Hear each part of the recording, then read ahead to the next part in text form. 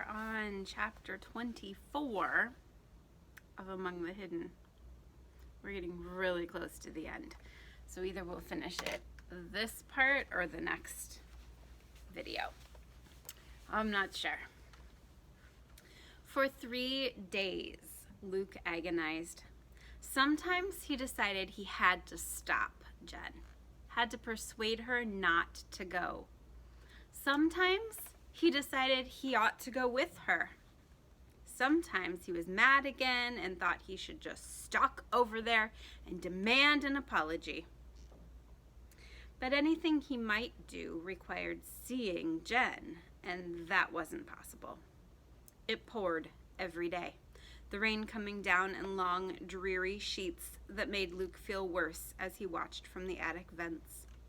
Downstairs he could hear Dad stomping around, muttering every now and then about the time and topsoil being lost with every raindrop. Luke felt like a prisoner.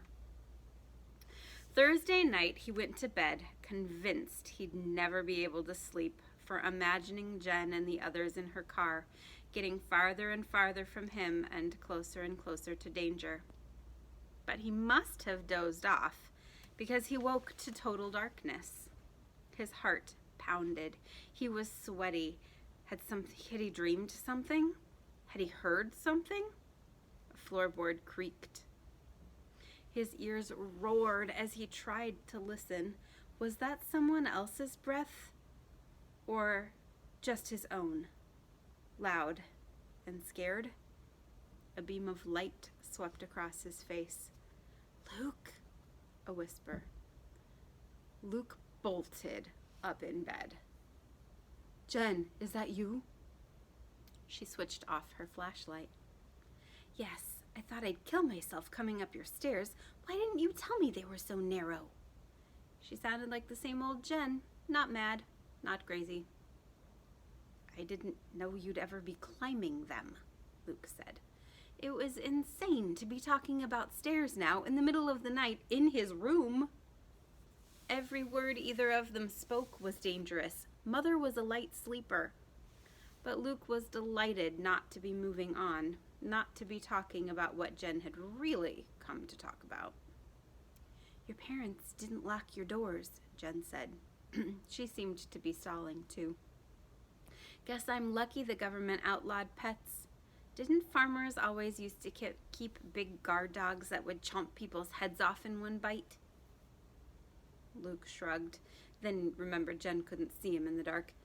"Jen, He wasn't sure what he was going to say until he said it. "I still can't go.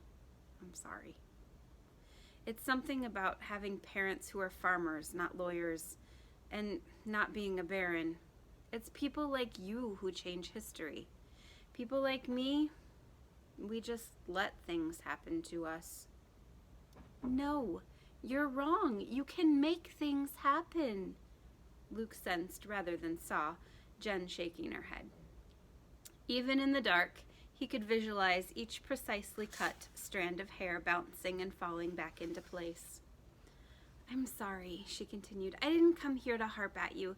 This is dangerous, and no one should go unwillingly. I was too hard on you the other day. I just wanted to say, you've been a good friend.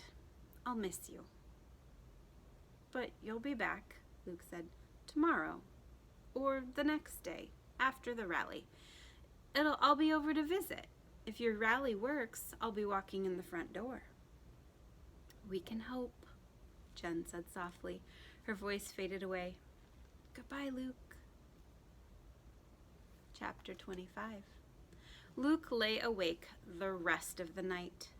At first light, he got up and quietly scrubbed away the mud Jen had tracked in and up the stairs. Trust her not to think about mud. He fervently hoped she'd thought of all the details about the rally. Luke was just finishing the last of the kitchen floor when he heard the toilet flushing upstairs. He hid the muddy rags in the trash and scrambled back to his place on the stairs just in time to see Mother coming down. "Morning, early bird," she yawned. "Were you up during the night? I thought I heard something." "I had trouble sleeping," Luke said truthfully. Mother yawned again. And you're up early. Feeling okay? Just hungry, Luke said. But he picked at his food. Everything he ate stuck in his throat. After the rest of his family left, he risked sneaking over and turning the radio on low. There were weather reports and commercials for soybean seed and lots of music. Come on, he muttered, keeping one eye on the window, watching for Dad. Finally, the radio voice announced the news. Someone's cattle had gotten out and caused a minor car wreck. Nobody hurt. A government spokesman predicted a poor planting season because of all the rain. Nothing about the rally. Dad came back toward the house. Luke snapped off the radio and bolted for the stairs. At lunch, Dad forgot to turn the radio on, and Luke had to remind him. The announcer promised a big story after the commercials. His sandwich gone, Dad reached over to turn the radio off. No, wait, Luke said. This might be interesting. Dad humphed but waited.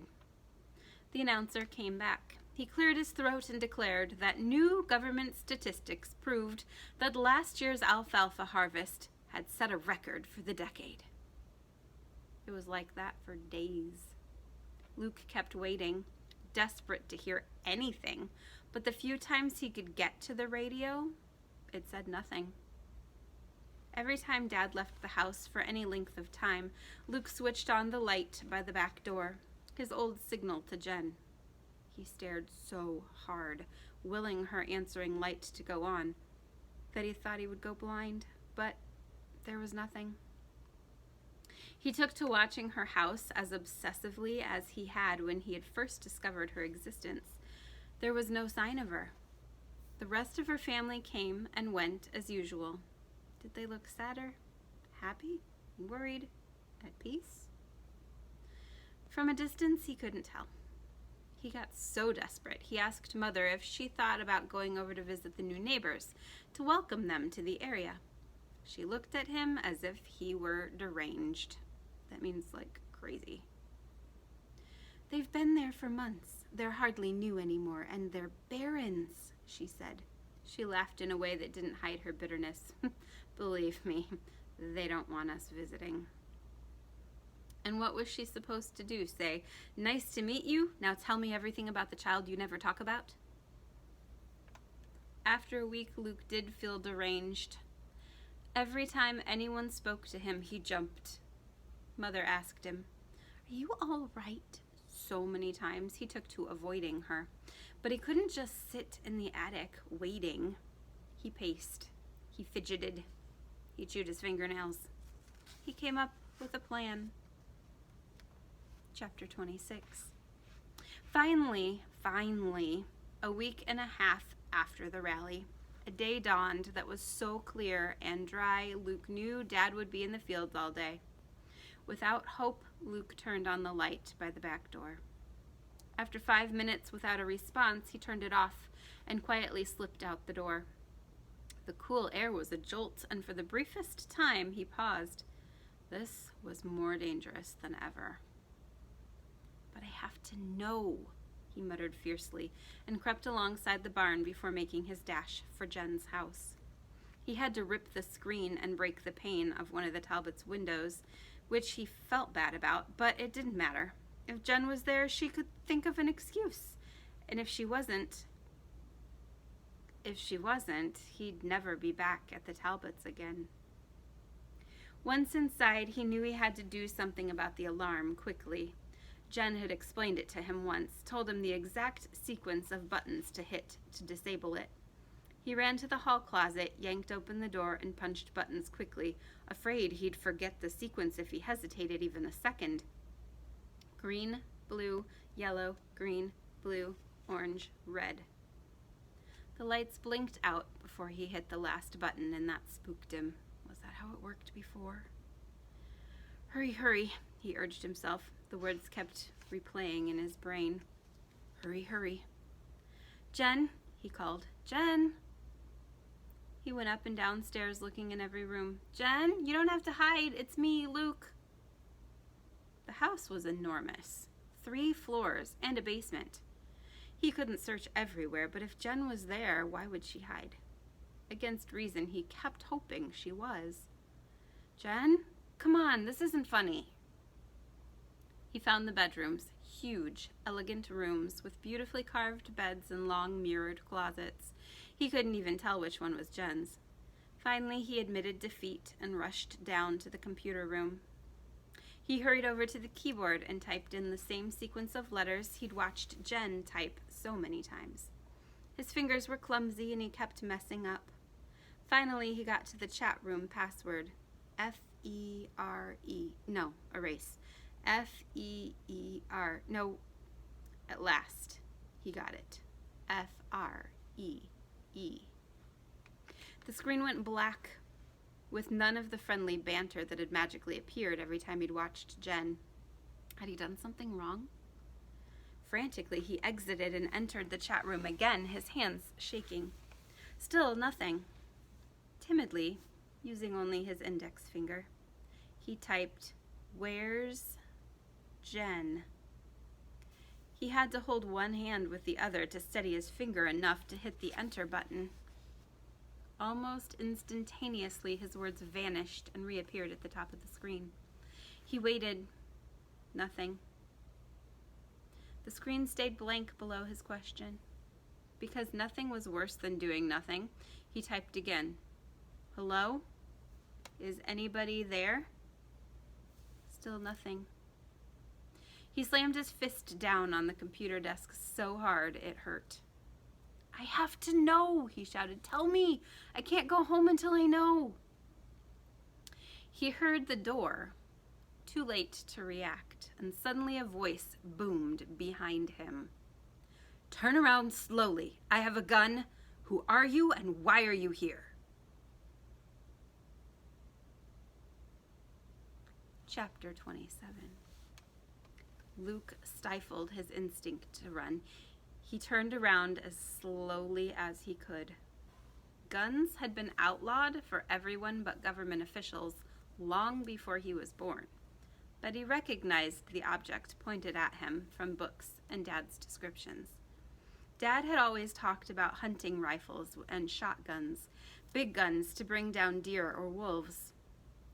This gun was smaller, meant to kill humans. All that flashed through Luke's mind before he looked beyond the gun to the man holding it. He was tall and fleshy, his expensive clothes only partially hiding his bulk. Luke had seen him only from a distance before. "You're Jen's dad," he said. "I didn't ask who I was," the man snapped. "Who are you?" Luke exhaled slowly.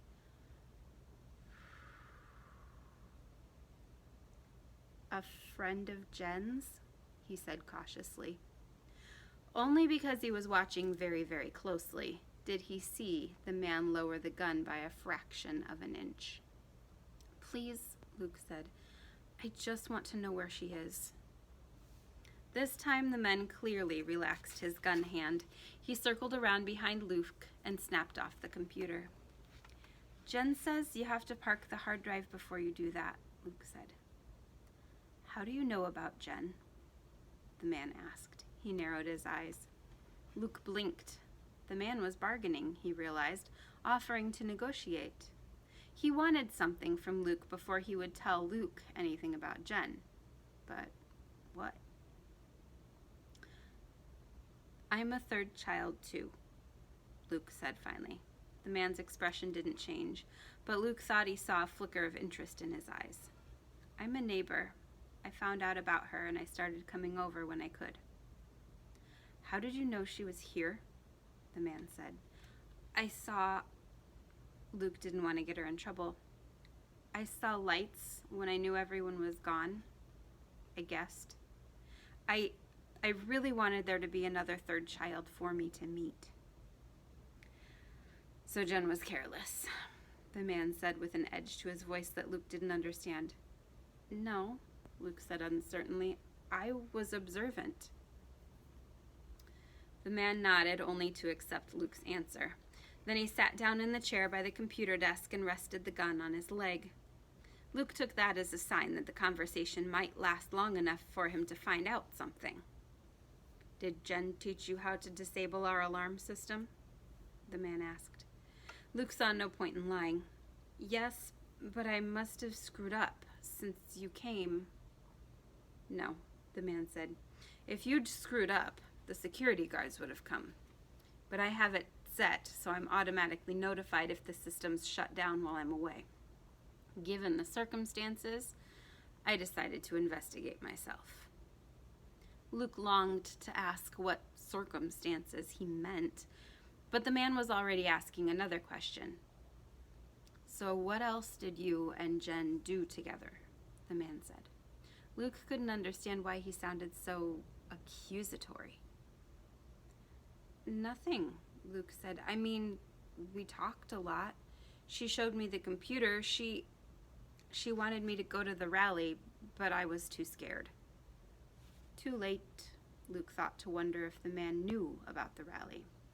Was Luke betraying Jen's confidence? But the man didn't seem surprised. He was studying Luke as intently as Luke had been studying him. "Why didn't you stop her?" the man asked. "Stop Jen? That's like trying to stop the sun," Luke said. The man gave Luke the faintest of smiles, one that contained no happiness. "Just remember that," he said. "So, where is she?" Luke asked. The man looked away. We have to stop there for today.